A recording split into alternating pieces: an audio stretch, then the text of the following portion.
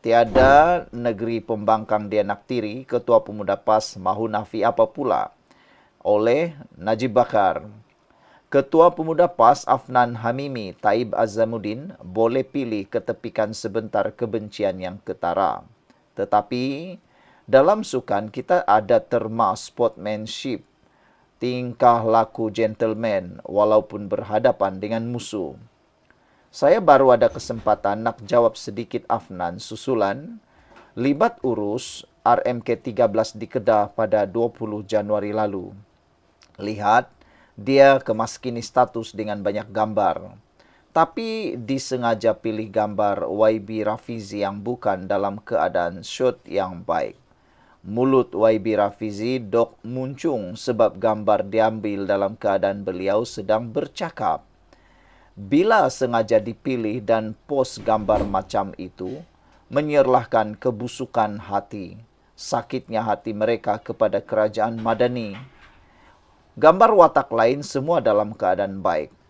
Nak habak kat Hang Afnan, kami pun ada banyak je gambar pemimpin politik Kedah dalam keadaan bercakap yang tak proper rupa mukanya. Tapi kami gentleman pilih gambar semua elok-elok, katanya. Majlis pun majlis kerajaan, bukan majlis politik. Baik, siap bab itu. Menteri Ekonomi YB Rafizi turun jumpa Menteri Besar Kedah yang amat berhormat Sanusi bersama delegasi Kementerian Ekonomi dengan satu hasrat, dapatkan input sebanyak mungkin untuk penyediaan dokumen rancangan Malaysia yang ke-13, RMK-13. Apa yang YB Rafizi sebut berkenan bergaya baru, konsep baharu RMK-13 akan ditekankan lebih kepada pembangunan modal insan, bakat baharu, pendidikan untuk menyediakan tenaga kerja bernilai tinggi. Beza dengan dokumen sebelum ini, yang lebih banyak dijadikan tempat rujukan kontraktor untuk mencari projek pembangunan. Namun, itu tidak bermakna peruntukan pembangunan untuk infrastruktur akan dihentikan. Seperti yang Hang Pa pun tahu Afnan, pegawai daerah yang dan YDP di Kedah ini, semua berterima kasih kepada Kementerian Ekonomi sebab peruntukan memang diturunkan. Rakyat Kedah tetap dibantu walaupun parti kerajaan pusat kalah semasa pilihan raya.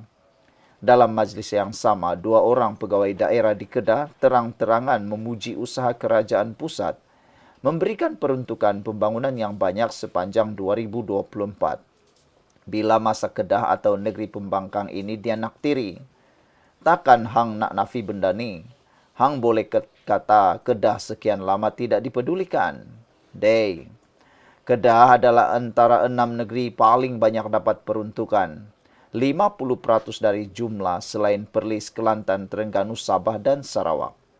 Yang paling penting, projek pembangunan infra di Kedah dan seluruh negara akan tetap berlangsung untuk 2025 dan tahun-tahun mendatang.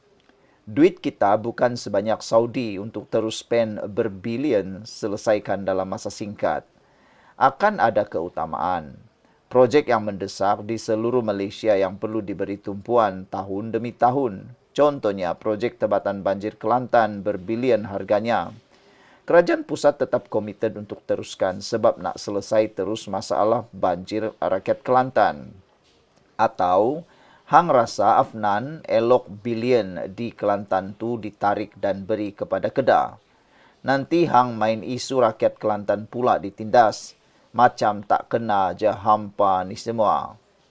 Lani, infrastruktur di Kedah tidaklah seteruk mana kalau dibanding dengan contohnya Sabah.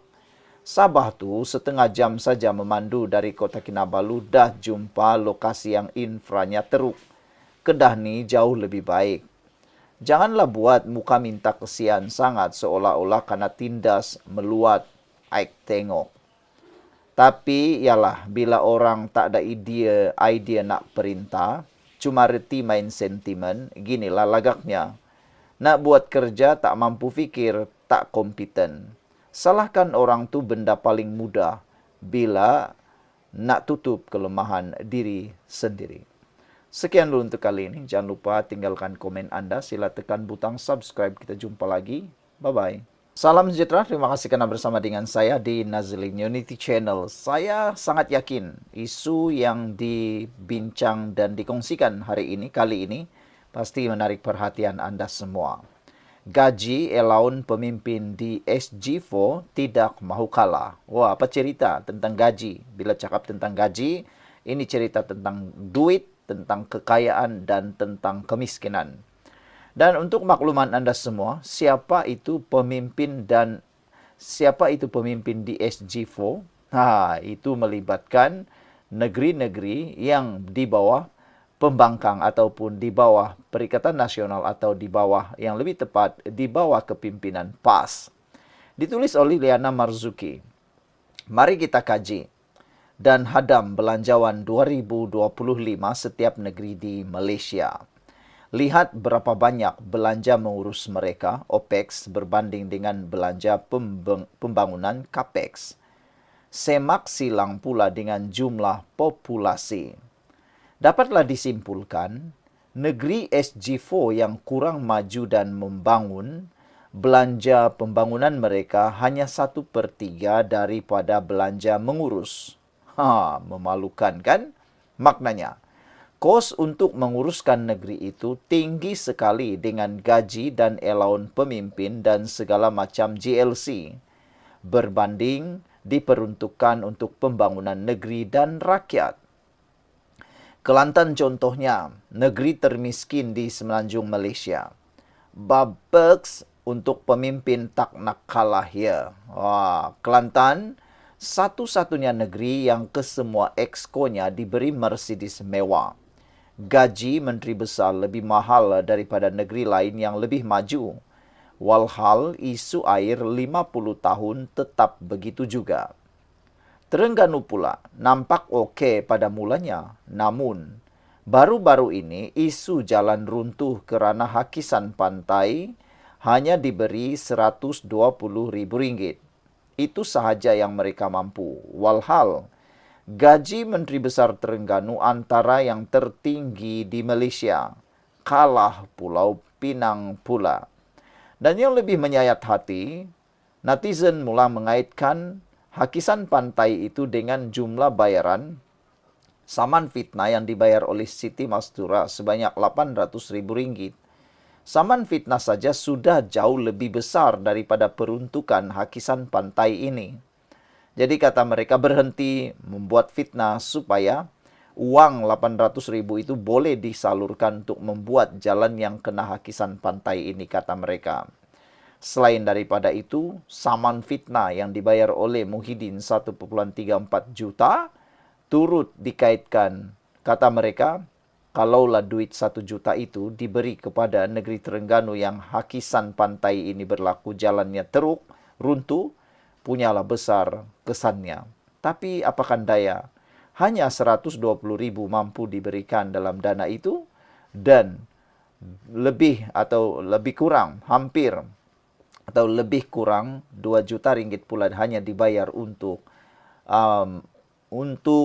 membayar saman kepada pemimpin DAP. Dan yang lebih menyakitkan kepala para penyokong PAS dan Perikatan Nasional, 800,000 itu gotong royong dibayar, sama-sama dibayar 800,000, tapi mengapa jalan runtuh dan hakisan pantai tidak pula mereka bergotong royong membantu?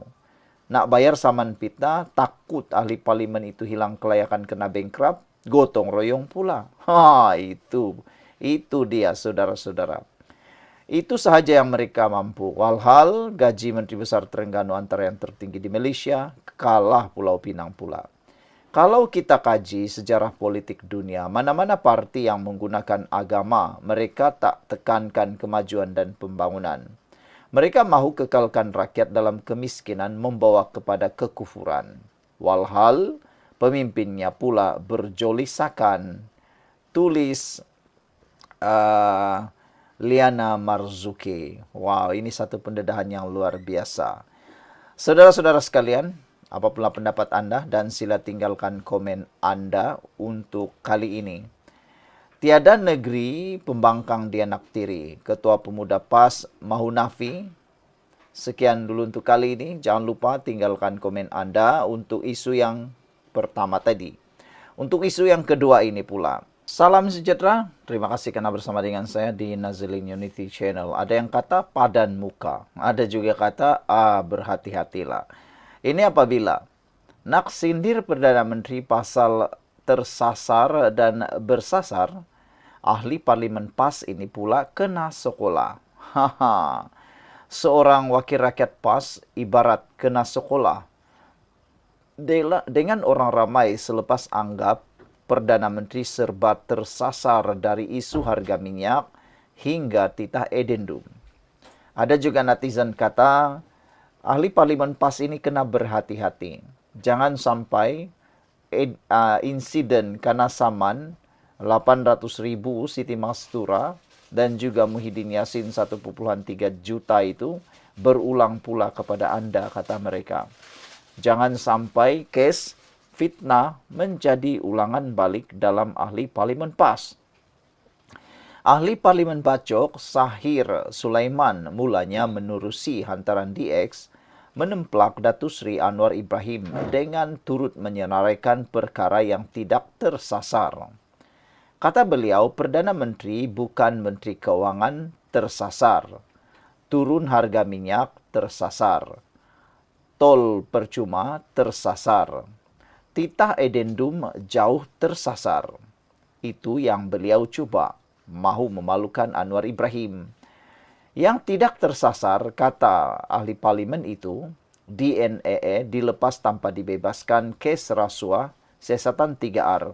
Itu kaedah bersasar sindir Sahir. Namun demikian, rata-rata netizen membidas kenyataan penolong Setiausaha Agung PAS itu termasuk mengingatkan bahawa indeks persepsi rasuah jatuh 2 tahun berturut-turut ketika PAS berada dalam kerajaan 33 bulan Perikatan Nasional PN.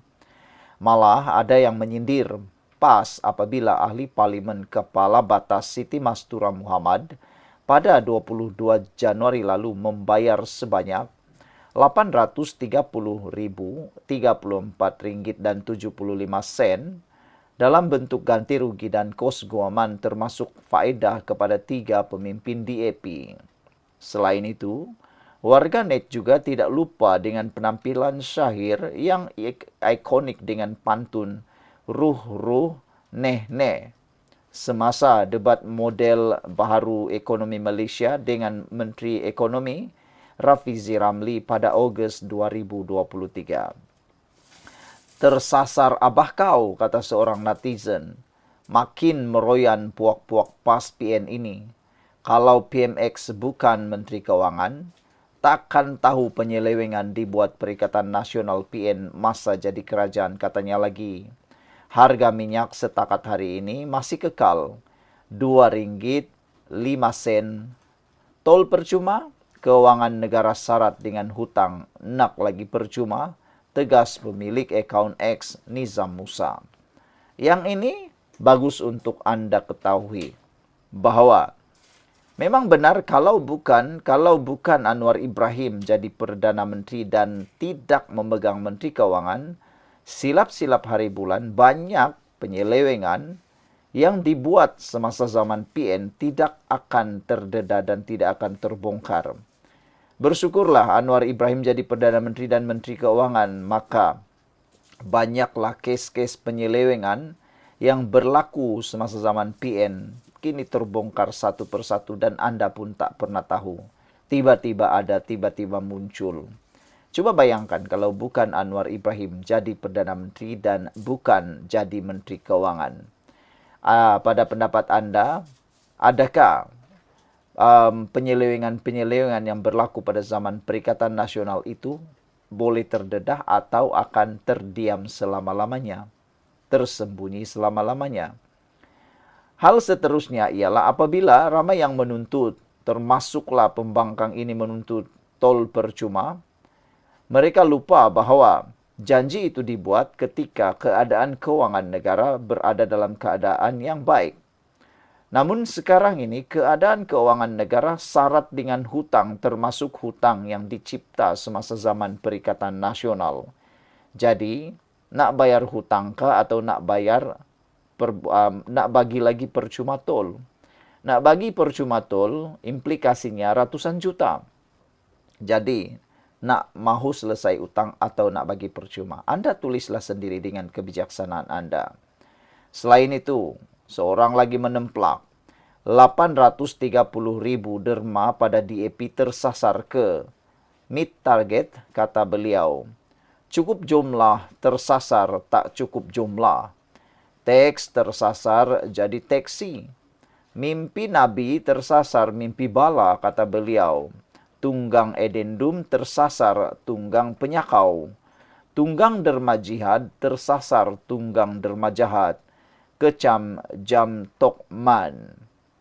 Tersasar nih bila kau tahu kau tak pandai debat, tiba-tiba masuk TV, kau berdebat bawa slideshow dan pantun. Orang Sabah panggil orang macam kau ini sasat. Contoh ayat, Jan, kau ikut dia tu. Sesat dia tak tahu, sindir Sakir Marat. Saudara-saudara sekalian, Perdana Menteri Anwar Ibrahim banyak membuat pendedahan-pendedahan yang dibenci oleh Perikatan Nasional. Banyak pendedahan yang kita tak pernah tahu sekarang sudah masuk dalam mahkamah.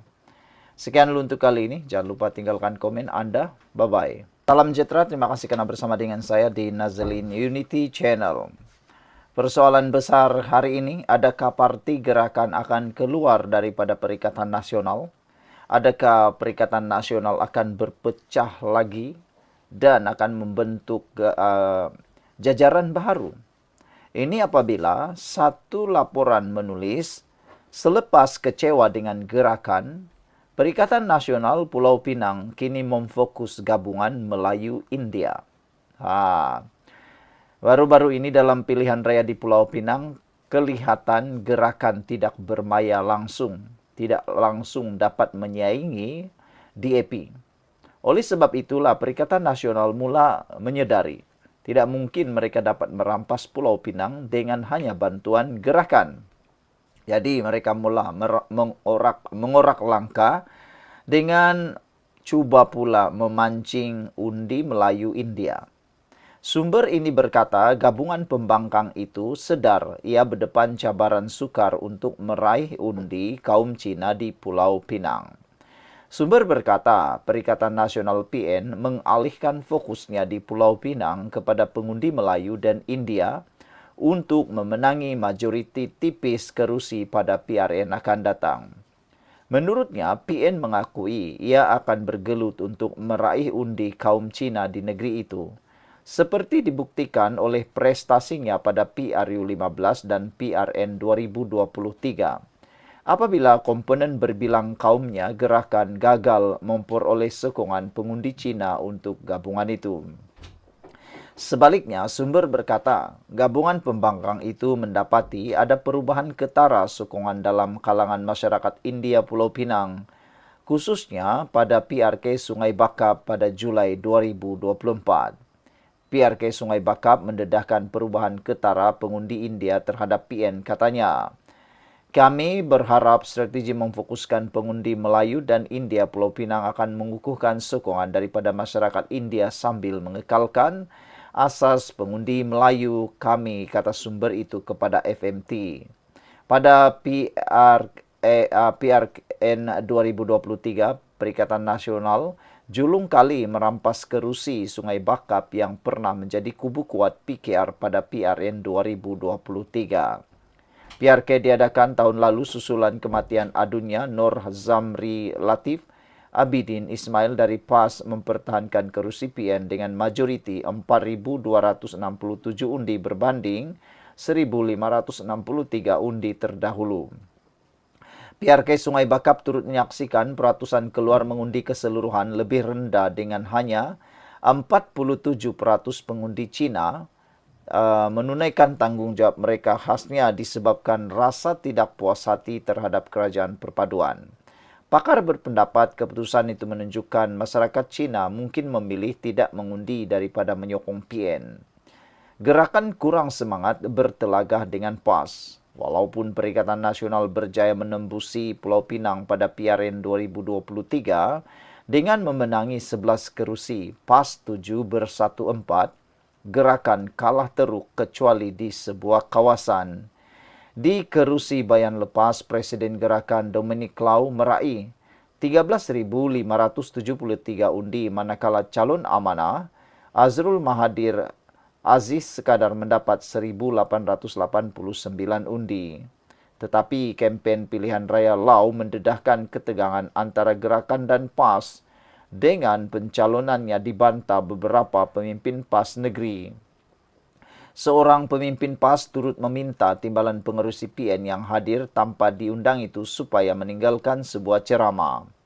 Pemimpin tertinggi gerakan dan PAS turut berbincang pelbagai isu sejak 2 tahun lalu, termasuk pembabitan kilang bir dalam mengumpul dana untuk sekolah Cina. Bagi menarik undi kaum India, sumber Perikatan Nasional berkata gabungan itu sedang melihat kemungkinan mengangkat ahli India ke jawatan kepimpinan negeri. Antara cadangan sedang dipertimbangkan ialah memilih seorang pemimpin India sebagai poster boy untuk PR yang akan datang, namun sumber berkata cadangan itu masih di peringkat sangat awal perbincangan. Bagaimanapun langkah itu mungkin mendapat tentangan hebat. Pemimpin PAS yang mungkin bertegas, jawatan itu terikat kepada prestasi setiap parti komponen pada pilihan raya. Kita perlu lihat parti mana daripada gabungan yang memenangi kerusi paling banyak. Saya pikir adil untuk parti itu memimpin negeri ini, kata Setiausaha PAS Pulau Pinang, Zuri Ibrahim pada FMT. Sekian untuk kali ini, jangan lupa tinggalkan komen Anda. Salam sejahtera, terima kasih karena bersama dengan saya di Nazilin Unity Channel. Kemarin, himpunan benci rasuah gagal. Lebih gagal lagi ialah mereka gagal membawa mesej yang tepat. Antara mesej yang keliru yang dibawa oleh himpunan tersebut ialah plakat yang dibawa kononnya menulis Bapa Pembebasan Perasuah, dan karikatur di dalam lukisan itu menyerupai Anwar Ibrahim. Persoalannya, perasuah mana yang dibebas oleh zaman kerajaan Madani pimpinan Anwar Ibrahim selaku Perdana Menteri? Ada netizen kata dia cadangkan Anwar Ibrahim saman saja lelaki yang memegang plakat Bapa Pembebasan Perasuah itu, atau saman saja ketua sekretariat penganjur kepada himpunan benci rasuah itu. Kerana tiada bukti menunjukkan bahawa Anwar adalah bapa pembebasan perasuah. Jadi ada netizen cadang Anwar Ibrahim saman. Saman saja lelaki itu, saman saja sekretariat penganjur ini dengan jumlah saman, kata beliau, janganlah lagi simpan 100.000, jangan lagi simpan 1 juta, sebab semuanya boleh dibayar orang. 800.000 mampu dibayar oleh Siti Mastura. 1,3 juta pun mampu dibayar oleh Muhyiddin dalam saman-saman yang sebelum ini.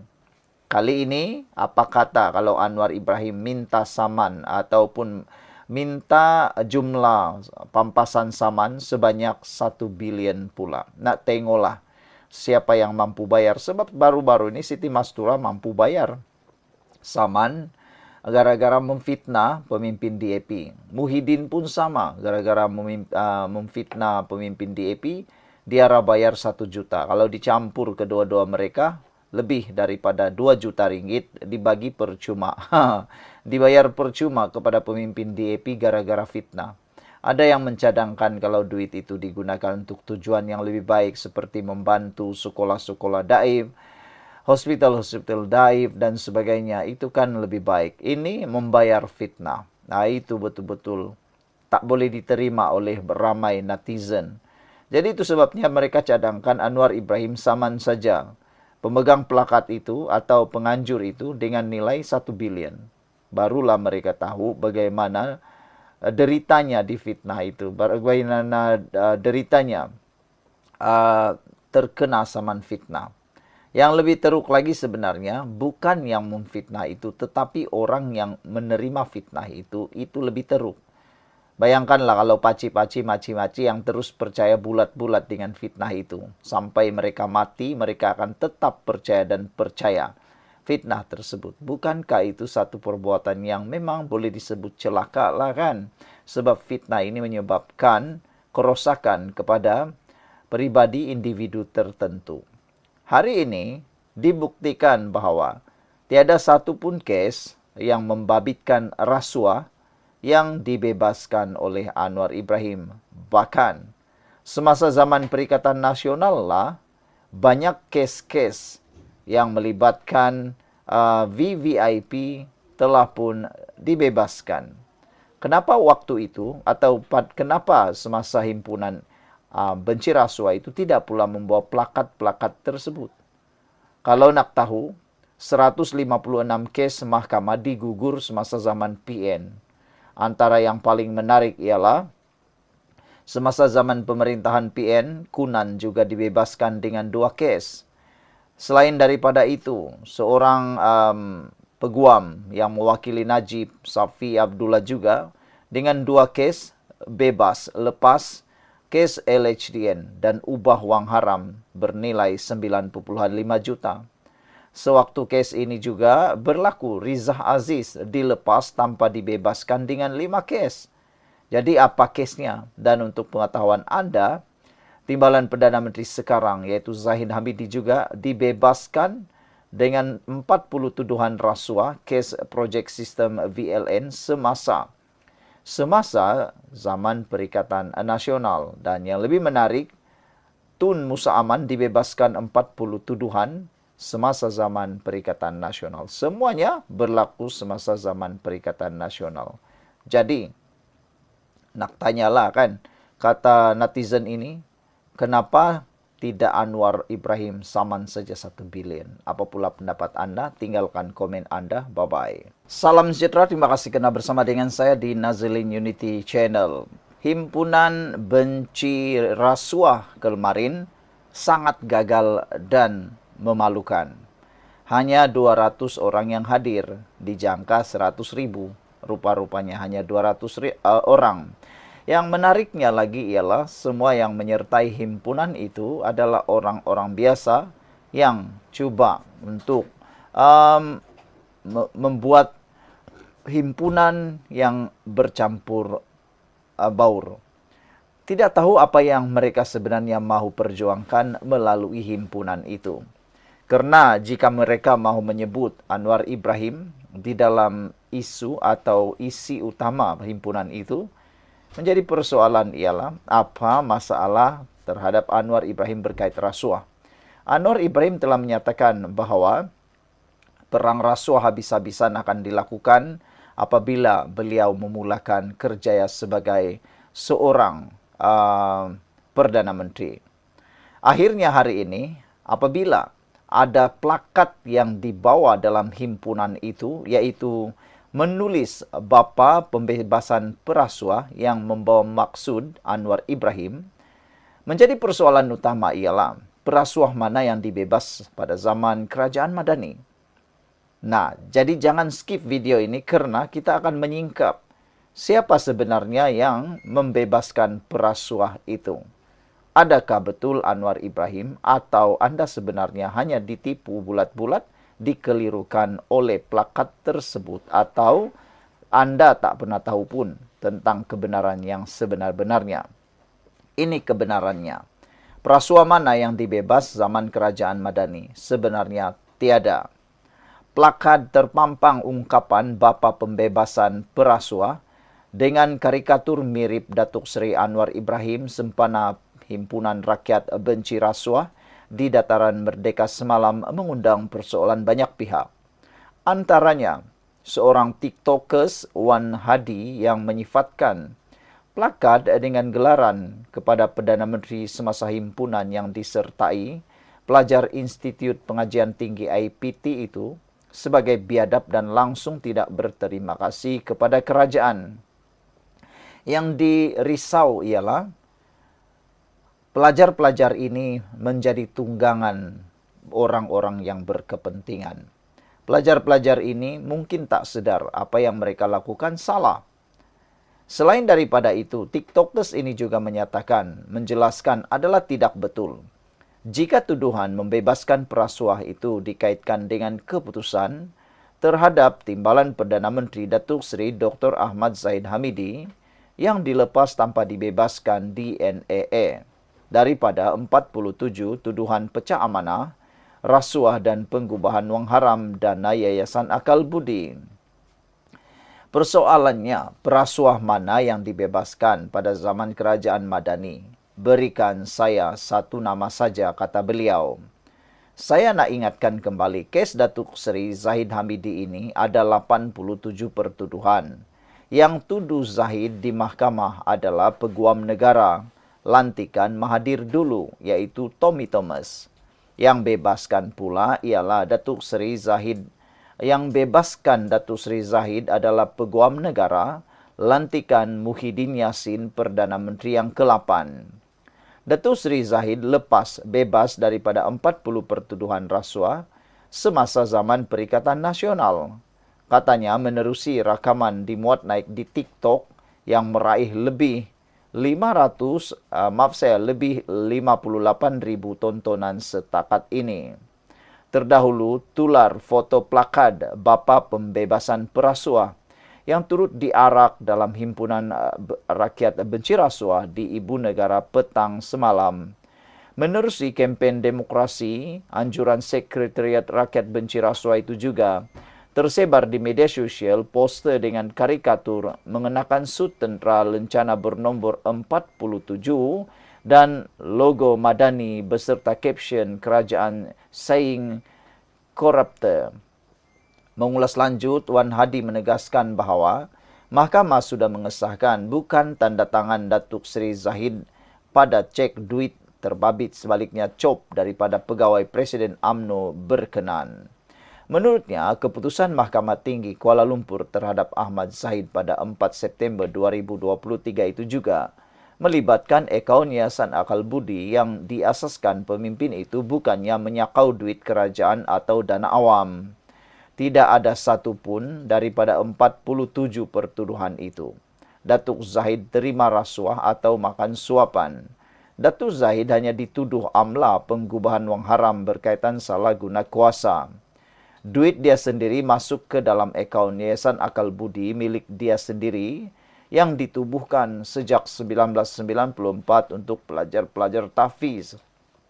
Tahun lepas, kita pun tahu tersebar satu memo daripada Jabatan Peguam Negara. Memo itu mengesahkan Jabatan Peguam Negara tiada bukti kukuh untuk mendakwa Datuk Zahid. Kes Datuk Zahid juga bukan sakau duit kerajaan, dana awam untuk kerja-kerja amalnya, tapi Yayasan Akal Budi milik Datuk Zahid ini tanggung kos pelajar-pelajar tahfiz di Melaka dan Perak. Apa sebab nak gelarkan Datuk Seri Anwar Bapa Pembebasan Perasuah?